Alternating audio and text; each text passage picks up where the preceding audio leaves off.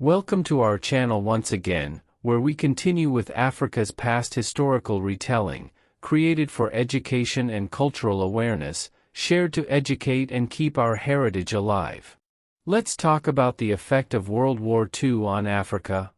Tanks rolled across Europe, bombs fell from the skies, and men from every corner of the earth were called to fight. But what many forget is that Africa fought too. From the savannas of Nigeria to the highlands of Kenya, African soldiers put on British and French uniforms and marched under foreign flags. They fought in deserts they'd never seen, for kings they'd never met, in a war that wasn't theirs. But when the smoke cleared in 1945, something had changed forever. They came home not just with medals, but with questions. Why should they fight for freedom in Europe when their own lands were still in chains? Why defend democracy abroad, only to return to colonial rule at home?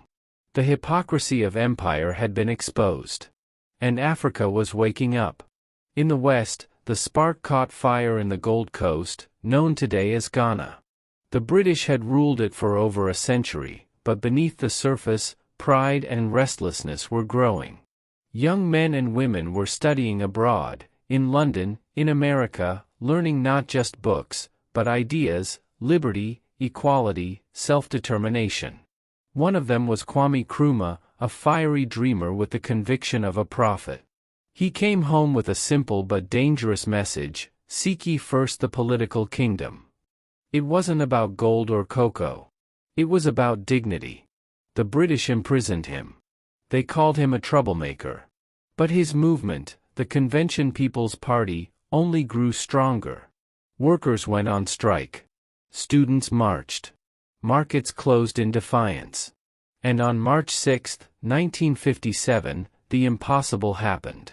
The Union Jack came down, and a new flag rose, red, gold, and green, with a black star at its heart. Ghana was free. The first sub-Saharan African nation to break its colonial chains.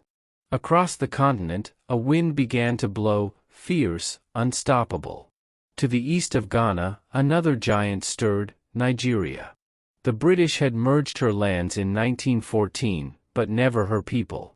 The Hausa Fulani of the north, the Yoruba of the west, and the Igbo of the east had lived under the same flag but different systems. The colonial government had ruled through division, indirect rule, they called it. But as the 1950s dawned, Nigeria began to speak with one voice. The National Council of Nigeria and the Cameroons, NCNC, led by Nnamdi Azikiwe, called for unity. The Action Group of Obafemi Awolowo pushed for self-government in the West. The Northern People's Congress, led by Ahmadu Bello, sought progress for the North. It was a complicated dance, regions balancing power, cultures learning to cooperate, and leaders negotiating with the British like chess players. Finally, on October 1, 1960, Nigeria stood tall. Drums rolled, flags waved, and children sang under the rising sun. Independence had come. Nigeria was from colonial rule. In Kenya, independence didn't come through speeches. It came through struggle, through the forests and shadows of the Mau Mau uprising. The Kikuyu people, stripped of their lands for European settlers, rose up in rebellion. They swore oaths under the moon, vowing to reclaim what was stolen. Britain called them terrorists, but they called themselves freedom fighters. The British responded with brutal force. Villages were burned, thousands imprisoned in concentration camps. Yet, the fire could not be put out. It burned too deep, in the hearts of farmers, mothers, and soldiers who had seen too much. And when the dust settled, Jomo Kenyatta, once imprisoned as the rebellion's leader, walked free, not as a prisoner, but as a president. In 1963, Kenya joined the growing chorus of free nations. To the north, in Algeria, the story was even bloodier. France had ruled Algeria not as a colony, but as part of itself. Over 1 million French settlers lived there, calling it their home. But for the native Algerians, life was a cage, land taken, culture suppressed, voices silenced. In 1954, a storm erupted. The National Liberation Front, FLN, launched a war for independence. It was not a quick battle, it was a nightmare that lasted 8 years. Cities became battlegrounds. Villages were razed. The French army tortured, the rebels retaliated. More than 1 million lives were lost in the struggle. But in 1962, Algeria emerged from the ashes, battered but unbroken. The tricolor flag of France was lowered, and the green and white of Algeria rose in its place. The cost had been unbearable. But the message was clear: Africa would no longer bow. Sudan in 1956. Congo in 1960. Tanzania, Uganda, and Zambia soon followed. Then came Mozambique, Angola, and Zimbabwe, each one fighting in its own way, through guns or negotiations, through unity or sacrifice.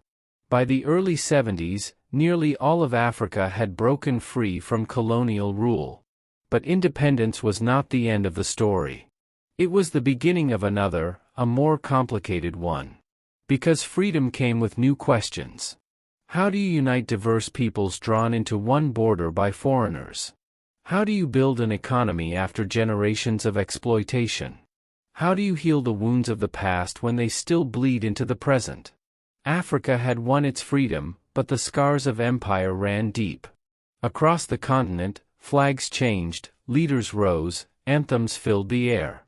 But behind the celebrations, shadows lingered. The ghosts of colonial borders, foreign debts, and ethnic divisions began to stir up. The dream of freedom was real, but fragile. And soon, the same nations that had fought for liberty would face a new kind of battle: how to stay united, how to survive, and how to lead themselves in a world that still looked down on them. The guns had fallen silent, but the struggle for Africa's soul was only beginning. Stay with us on this channel. Like, share and subscribe for more on Africa history.